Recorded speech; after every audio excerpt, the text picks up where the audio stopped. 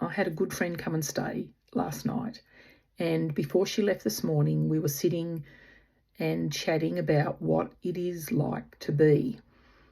Now, I have always been a very busy person, always worked very hard my whole life, didn't know what it was like to stop, would try and fill every day and every moment with tasks and things that I needed to do to be the most efficient person that I could be. That's what I was taught to do, and would just jam-pack my day, schedule it. Every day was scheduled, even weekends, to try and fit the most amount into the time. And I didn't really listen to my body at all. I would probably cover it up with medication at the time, or just bury it and just not be listening to what my body was telling me. And I know that there were times I was quite stressed in amongst all of that busyness, but would just ignore it and just go, well, that's just how it is. That's life. And then at the end of last year, a good friend of mine actually ran a 6-week program through Substack, Michelle, and it was around learning how to be, and it was comparing what it's like to do and then to be and how we get to that. And so I really grappled with that a lot at the time. I was very interested in it. I wanted to know what it was like just to be. To me, it was laziness. To me, it was not getting things done. And I thought about people that I knew, and I would just go, that's how I would have always described the ones that kind of stop. And so I was really interested in what it actually really looked like to be. And through that time, I even got the point where I actually asked one of my sons and said, hey, what does it look like to be? Like, I feel like I'm getting there. And he laughed and he said, oh, no way, Mum, you're nowhere near there. And I'm like, well, what does it even look like?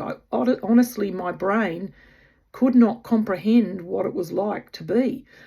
And he just said, rather than going for a walk, a task-focused walk of fitting it into your tight schedule, rather go for a walk at a third of the pace and take in what's around you. Take the scenic route, he said, Mum, take the scenic route.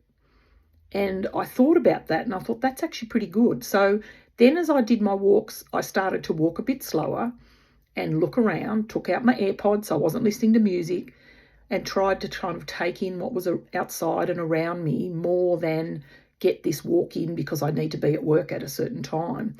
So that kind of helped me on my way to understanding it a bit until I was diagnosed and had cancer. Now, I guess I want to say thank you, cancer, which sounds very weird, but having cancer has taught me how to be. So I've now gone from not being able to stop. It actually physically forced me to stop and learn how to sit and be still. And I can honestly tell you, I probably have never felt so content and so peaceful in my whole life. I didn't know that you could feel this way. And I guess I listen more now to my body and what it's telling me. I've learnt that it's okay to rest. I've also now know what it feels like to be that way, and I don't want to change that anymore. So then I got to thinking, what was my belief system that made me think that this was not okay? And what was underneath that need to be busy all the time and do things all the time?